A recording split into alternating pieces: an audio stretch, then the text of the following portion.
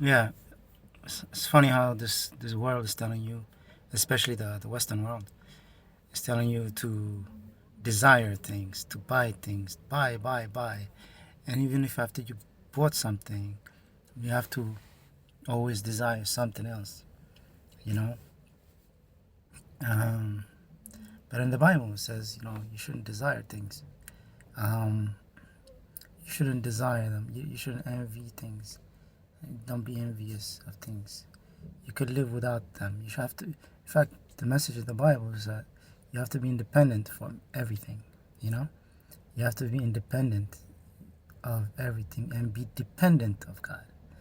And not even depend on even your friends. Your wife, your kids, and all that. You have to come alone with God. That's very challenging. To be honest, it's very challenging. But it's very easy to do. So, having said that, you can see how one community can suffer over another one, because if you are trained from little to just buy things, to consume things, then you're going to consume things that you can't even afford, you know. So, you're going to be envious of things. You'll be tempted to get something that you couldn't normally afford. And so, therefore, it pushes you to steal, um, those things, even if you have, let's say, for example, I make, I don't know, $50,000 a year, let's say.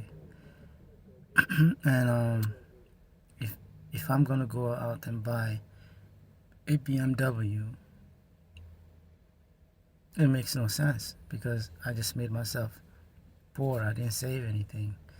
What's gonna happen with that BMW? I'm gonna go out there and try to get a girl, because this is really what it's about, right? To attract people, to say I made it, okay?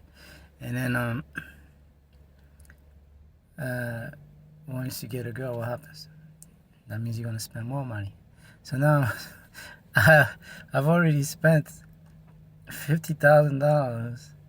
Oh, wait a minute. Let's make it real. $50,000 is my gross income, right? But then $10,000 will be coming out of that for tax purposes, or maybe more. Let's just say 10. And out of that, I have to pay rent or whatever, however I'm living. So I don't even eat yet. So let's say $7,000, $8,000 a year just to eat. That means that I'm spending maybe 20, I don't know, 360 days in a year. You spend 20 days, $20 a day to eat. I don't know, about 7,000. I don't know how much is that. It's probably about 7,200, something like that. I'm just doing this in my head. About something like that. And so you subtract that from the 40,000, so you end up with about, uh, 30, 31,000, 32,000. And with that, you buy a BMW. I don't know if you could buy one, but let's say you did. You can't afford that car. Then you shouldn't be having that car, because it's too expensive. Now you have nothing really, you know, and you're trying to get somebody, a girl, something like that, which is going to ask you for expenses, and she wants to be maintained. And so now you barely could maintain your life. Now you have somebody else that's begging you to maintain them. That's poverty. That's going to lead you to poverty. That's how poverty comes. It's not how much money you make a year. It's how you manage your money, and how you manage your life, that's going to decide whether or not you'll be poor. Because if you were to buy something that pay less, right? That's how you were, like, you look lame. Yeah, to the rest of the world you look like an asshole, but you know your limit. You have $50,000 a year. You spend 10,000 in tax. You still have money for yourself. You could save put it in the bank. It picks up a little interest here and there. You can make investments. For the next year, you're gonna have something. But the guy who spent already all his money in a BMW, he's screwed. See? So it's not how much you make; it's the way you manage that money. You know. So if my message is not getting across, let me tell you a little story. This is a story that you tell to kids. So if you're from the black community and you want to do something for your children, you tell them the story. Okay. So here we go. So it's a story between a grasshoppers and ants. So during the summer, the grasshoppers are dancing, always party, you know what I mean? Like the, like a little bit like Spanish music, While that's happening, the ants, they're working, they're working, they're preparing for winter, they're working, they're making lines, they bring all the food to the hole, you know how it is, like they dig the thing and you see like I don't know if you've been in the countryside.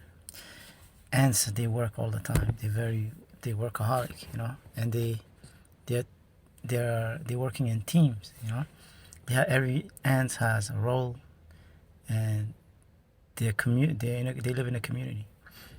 So the ants, they work hard all summer long, and they save a lot of food for the winter, while the grasshopper is partying all summer long.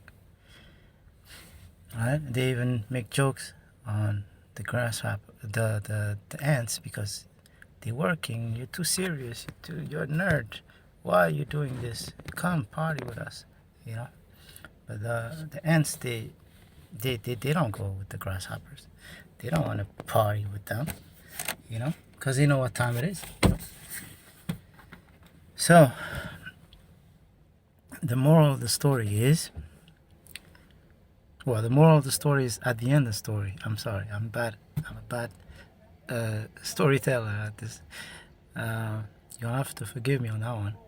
Well, anyway, look, come winter time, the grasshoppers, no more screaming, no more dancing, no more chi chi chi chi chi chi.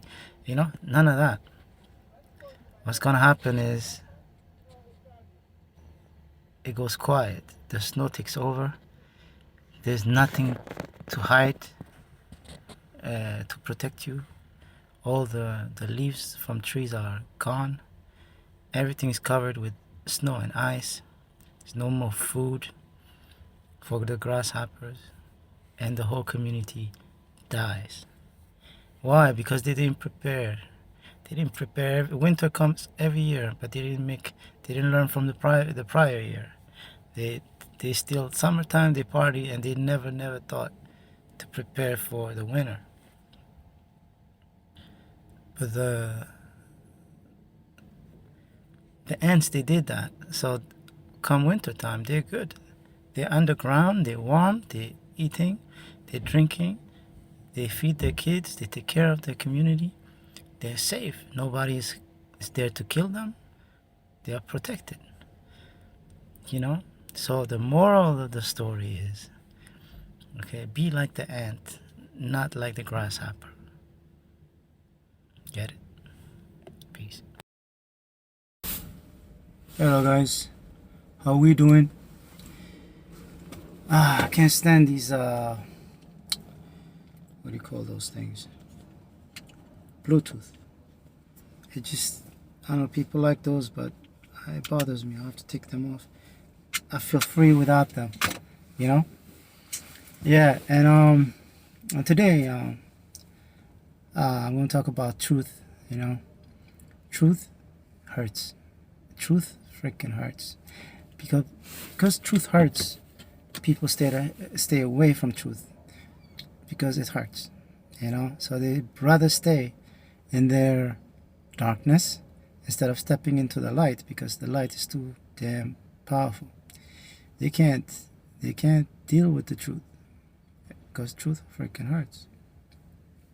I mean, if you tell me I'm fat and I am fat, it will hurt me. But why is it hurting me? Because it's true. That's why. If I'm a bump, if you tell me I'm a bump, it will hurt me. I'll be angry. Why did you tell me the truth? I'm gonna fight you. That's what people do. They fight you on things that's true actually. When you tell them the truth, it hurts them. So they now, how dare you tell me the truth? And they will fight you. It's crazy. It's crazy. It's interesting. The truth. People are not accepting the truth.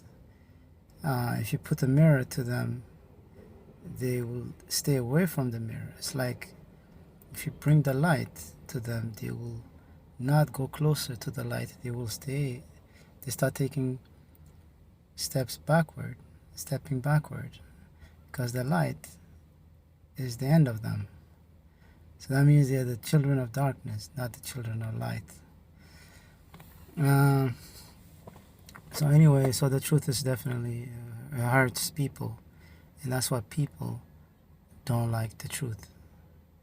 You tell the truth and you will have enemies. You tell lies, people can accept lies. You'll have supporters. At the very least, you'll have supporters. I mean, look at the politicians. They're just prime example of that.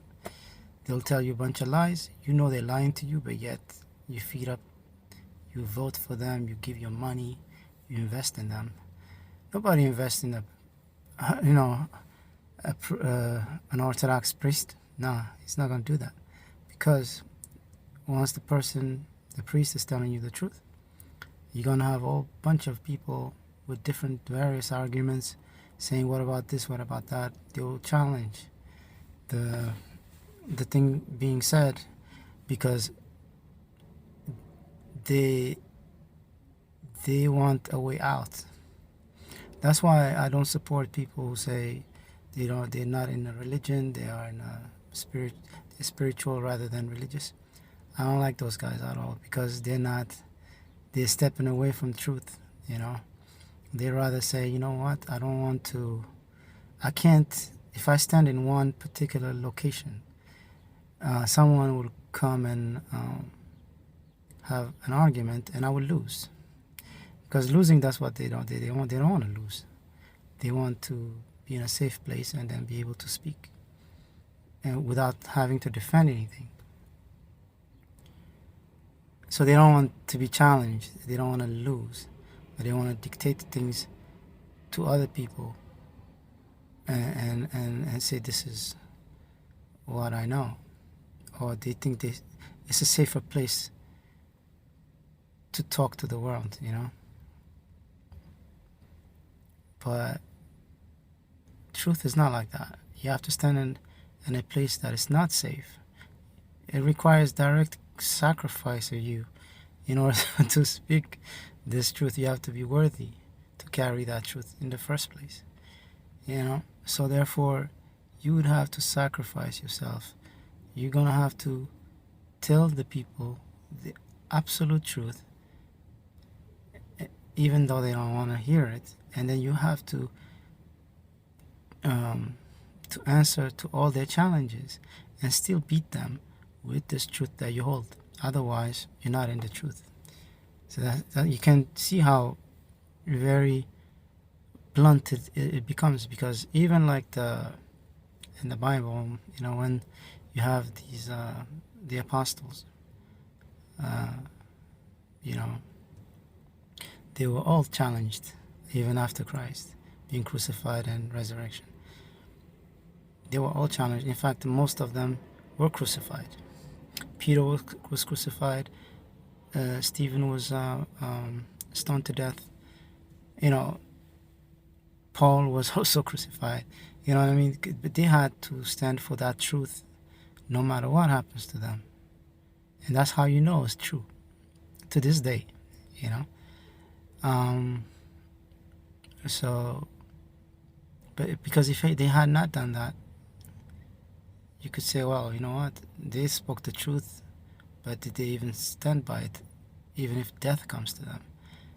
And you realize that most people buckle. If death was coming to them, they will just say, you know what? Oh, everything I said to you is forget it. I'm going to say, you know what? I never said that. You know, I'm gonna just to stay alive. You know. But truth is tested by death, because if you overcome death with this message you have, then you really, really believe in what you're saying to be true. And if that truth is also true in existence, and it is true in essence, is the absolute truth. Because the truth has to be true in essence and in existence. So, is it right for people to say that God doesn't exist? My answer would be they could be right, they could be wrong.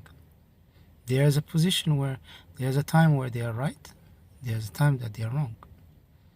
And I'll explain why. Is it true? Is it correct for a person to say God exists? There's a time that person is right, would be right, and there is a time that person would be wrong. I just saw Ethiopian Airlines.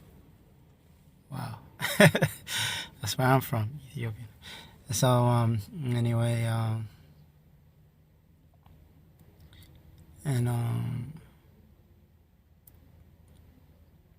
so you will say, well, how come you didn't take any position? If they could be right, they could be wrong. If they're right one time, they're wrong one time. You didn't take a position like the people who say they are spiritual, not religious. No, not at all. I took a position, and I will explain in detail why I said what I said. And I did take a position. I didn't deny anything. I didn't run away from anything. See, there's essence and there's existence. Essence is where souls, angels, the unseen, or nothing, everything that's not physical is in essence. So God is in essence. God is a spirit. So are angels. Angels are light, or angels are darkness. All of that world is in essence. Anything that is in essence cannot be traced by science. Science is the study of whatever is physical. Science is the study of existence. It's not the study of essence. So existence can be traced with, to the very small size, which is the atom, molecules, and all that, all the way up to what we are, the physical, the seen, the touched, the smelled, the one that you can hear, the one that you can taste. Food you could taste, you can touch, you can smell, everything that's three-dimensional.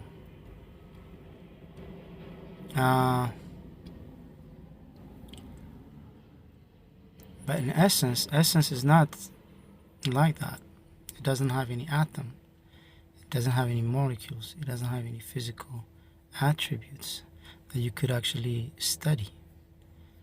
You can't put essence under a microscope and see, hey, I got something. No, it's not like that. So, since God is in essence, since God is a spirit, you won't be able to touch him, see him. He's the known and unknown. Words cannot even describe God. Words are only designed to describe what's in existence. They do very poorly when they start trying to express what is in essence. That's why we have words like spirit, spiritual world, stuff like that. But it doesn't really describe what that is, If you want to, because it's just not Words are very limited. We are human beings. We are in existence, not in essence. The funny thing about human beings, however, they hold the soul, which belongs to the essence, is bound to essence, trapped in this physical body. You see? So that's where it gets very interesting. But we are in existence. We do hold the soul, but we're not really connected to it like we should. So God doesn't exist. It's true. God doesn't exist. If a person that says God does exist and the other one says God doesn't exist, and they will talk to each other, they would be both right. Because one guy would say, well, God exists. The other one would say, no, God doesn't exist. The one that says God doesn't exist will tell the other guy, show me where God is. Show me right now where God is. Let me say hello to him. And the other guy won't be able to show him where God is. He'll quickly find out it's an impossibility to even, show that God exists. It would not be a very easy task. In fact, it would be an impossible task to show where God is, or to show God exists even. So, who is right? They will be both right. But there are times where the one that says God doesn't exist would be wrong too. And so the first example I show that the one that says God exists would be wrong. Now I'm going to show you how the guy that says God exists would be right, and the other one would be wrong. So here's the thing: when Jesus Christ was born, the fact his birth bring essence into existence, his essence into existence. At that point, God exists. That's the only time God actually existed. When God became flesh. In the beginning was the Word, and the Word was God, and the Word was God.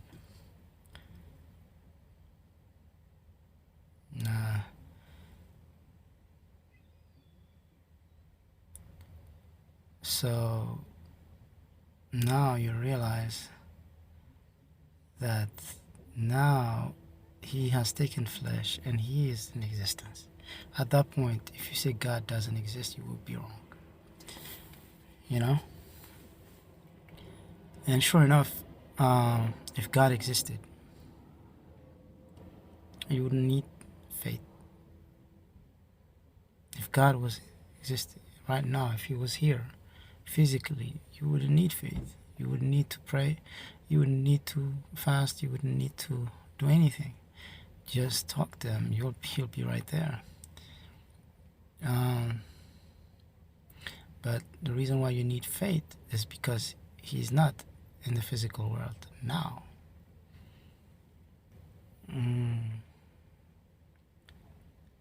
So you're going to say, well, how come if you say if God exists, doesn't that mean that the apostles didn't have faith?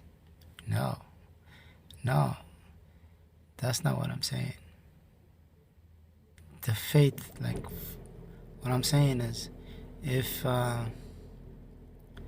God is with you physically, and he proves to you that he exists and he's there, at that moment you wouldn't need faith, because it wasn't proven by faith that he existed. It was proven because you requested it, and God showed himself up, and stuff like that. It wasn't by faith. Faith is believing in something that you can't touch or see, but with your soul you can connect to the essence, the spiritual world. Escape from this physical world and enter the spiritual world by just praying. by just believing that it's there. Whereas when Jesus Christ isn't physically there, it doesn't require faith. You can believe, you can accept it, but it's not faith in that sense that I was talking about. I guess faith, and it's even said in the Bible that how blessed are those who believe in me without seeing me. Whereas I think one of the apostles asked, show me that you are the same Jesus after the crucifixion. When Jesus came back alive, one of the apostles asked, show me. I don't believe this. Even though he's standing right there in front of him, he said that he needed evidence that this thing is, is true. He's not gonna accept it like that. So he needed proof. But the believers don't need proof. They just believe it without asking for proof. So that's that. I don't know if you see what I'm trying to say, but it is what it is. So God existed when Jesus Christ was born. Before that, he's in essence. That's exactly what John was saying. Bereshit Hakol, Bereshit Ha Elohim.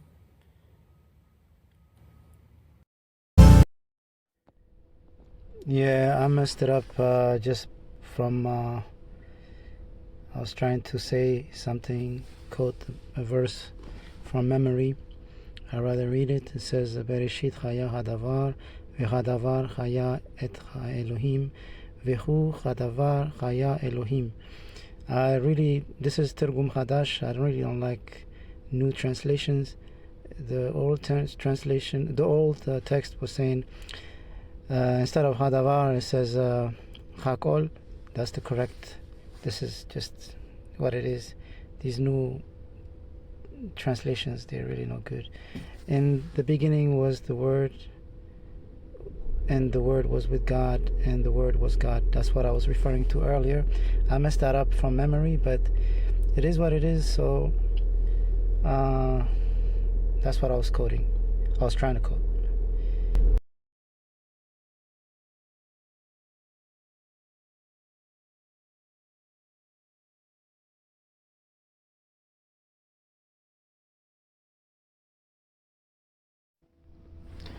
Due to the fact that I read from a Masoretic text background or source, and as you know, Masoretic Bible is not real Bible, so therefore I am forced to go back to the original text and reading and comprehension of those texts.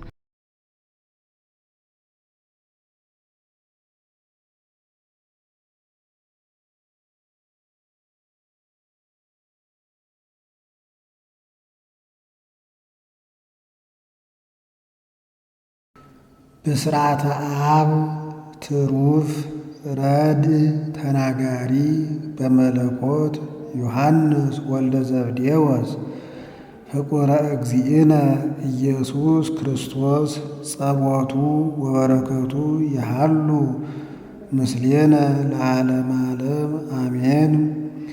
ይህ ቃል የሰለስቱ ምዕት ነው። ጥንተ ነገሩ እንደምን ነው ቢሉ እንደ ማቴዎስ ተርክ።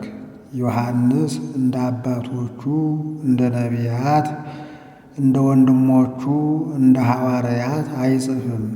አባቶቹ ነቢያት በስነ ፍጥረት በዋውየ በአገባብ ይጀምራሉ።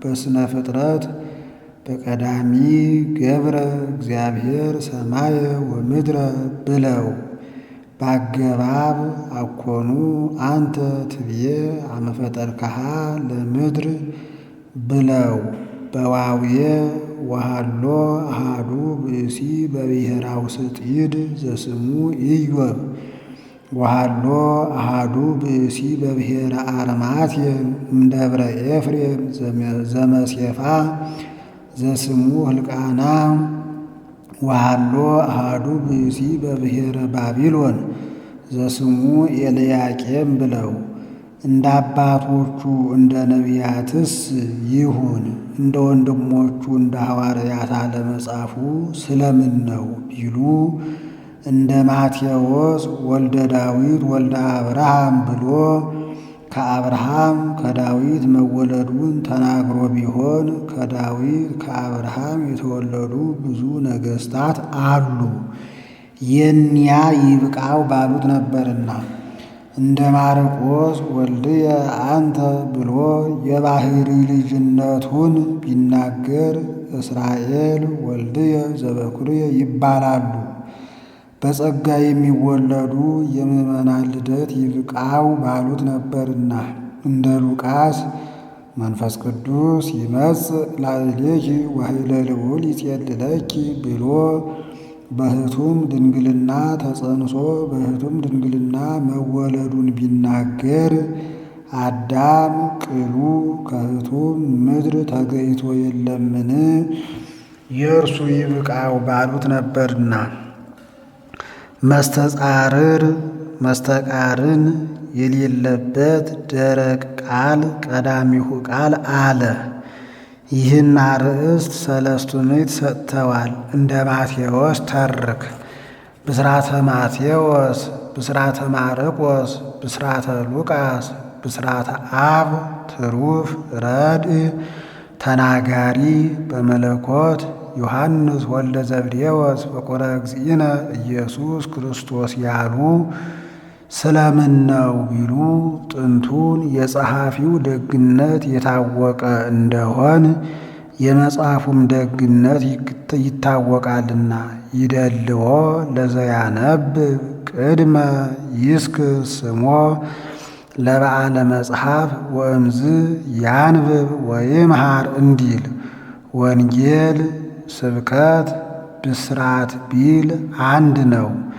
ወንጌል ብሂል በልሳነ ጽርዕ ወትርጓሚሁ ስብከት እንዲል ዲያብሎስ እንደተሻረ ወልደ እግዚአብሔር እንደነገሰ ሞተ ሥጋ ሞተ ነፍስ እንደጠፋ ትናገራለችና። አብ አለ በትምህርት ይወልደናልና እስመ አነ ወለድኩክሙ በትምህርተ ክርስቶስ እንዲል ትሩፍ አለ በክብርም በግብርም ፍጹም ነውና። ረድእ አለ መጠኑ ለረድእ እምከመ ኮነ ከመሊቁ ያለው የተፈጸመለት ከእርሱ በቀር ሌላ የለምና። ተናጋሪ በመለኮት አለ መለኮተ ሲል ነው፣ በግዕዝ የገባ ነው። ወአንተሰ ይቀባእከኒ በዘይት ርእስየ እንዲል የአንድነትን የሦስትነትን ነገር የተናገረ አንድም እንዳለው ተናጋሪ በመለኮት ድህንፃ ተቃይቶ የአንድነትን የሦስትነትን ነገር የተናገረ በዚህ ታኦጎሎስ ተብሏል። ነባቤ መለኮት ማለት ነው። ጎርጎርዮስ ምስጢረ ሥላሴን አምልቶ አስፍቶ አብዝቶ ቢናገር ነባቤ መለኮት እንደተባለ ልመናው ክብሩ ይደርብንና የዘብዴዎስ ልጅ የክርስቶስ ወዳጁ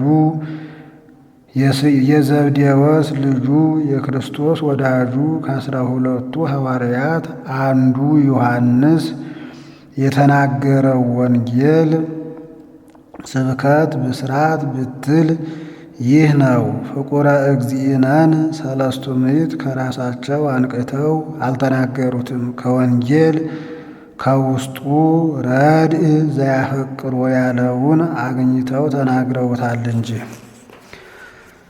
ምዕራፍ 1 ቀዳሚሁ ቃል ጌታ ወንጌላውያንን ሲያጽፍ በመዋቅር ጀመረ፣ በመሰረት ጨረሰ።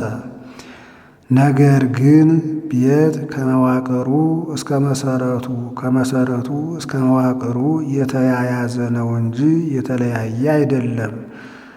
ተጠመቀ ለማለት ተወለደ ማለት ጥንቱ ነው።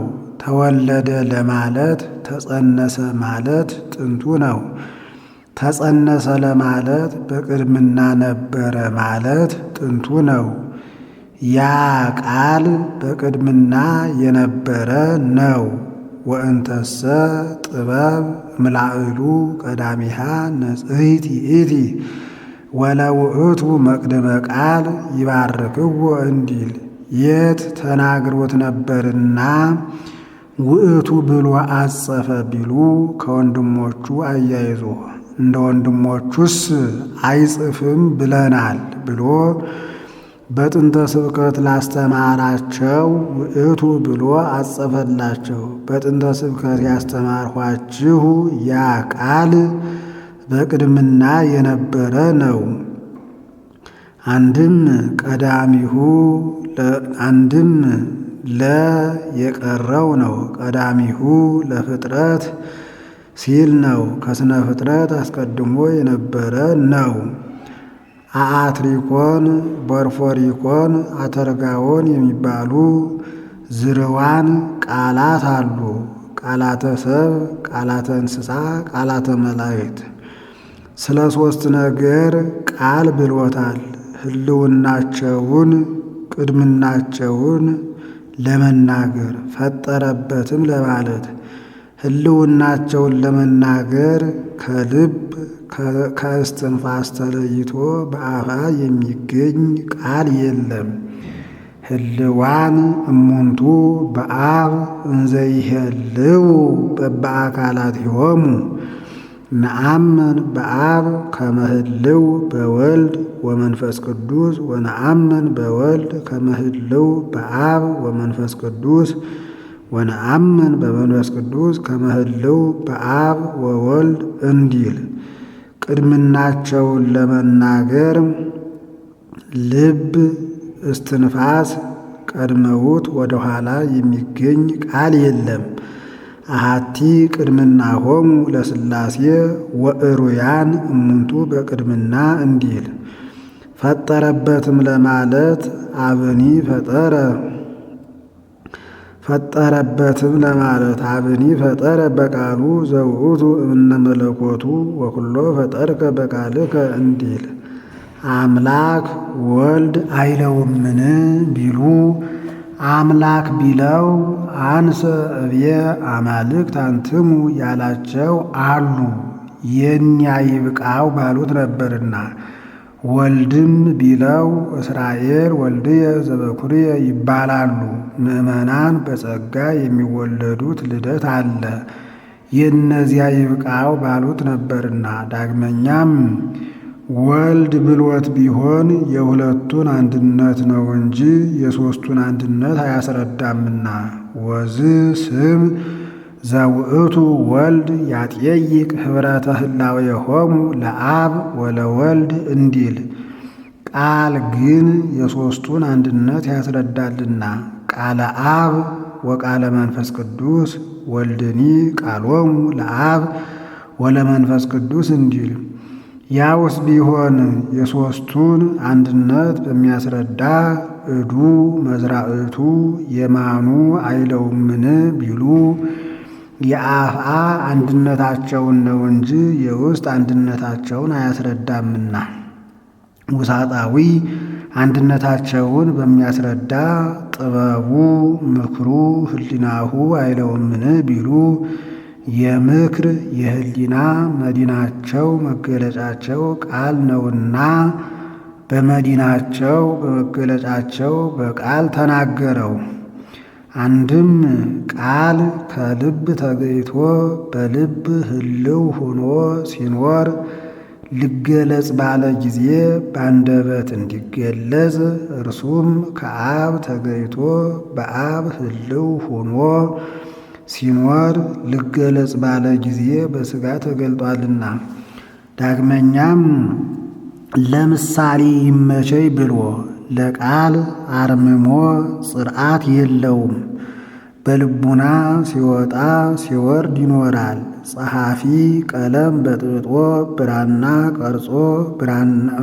ብዕር ቀርጾ ብራና ዳምጦ በጻፈው ጊዜ ረቂቁ ቃል ከልቡና ሳይለይ በቀለም ገዝፎ እንዲታይ ረቂቅ አካላዊ ቃልም ከአብ አንድነት ሳይለይ በሥጋ ገዝፎ ታይቷልና። በዚህም ቃል ሀደረ በብእሲ የሚል ሳሚሳጢ ጳውሎስ ለፌ እማርያም የሚሉ እለፎጢኖስ ተረተውበታል። ወውእቱ ቃል ሀበ እግዚአብሔር ውእቱ በቅድምናም ነበረ ያልሁት ያ ቃል በእግዚአብሔር አብ ህልው ነው። ጸዳል በክበብ ነበልባል በእሳት ርጥበት በስፋት ቃል በልብ ህልው ሁኖ እንዲኖር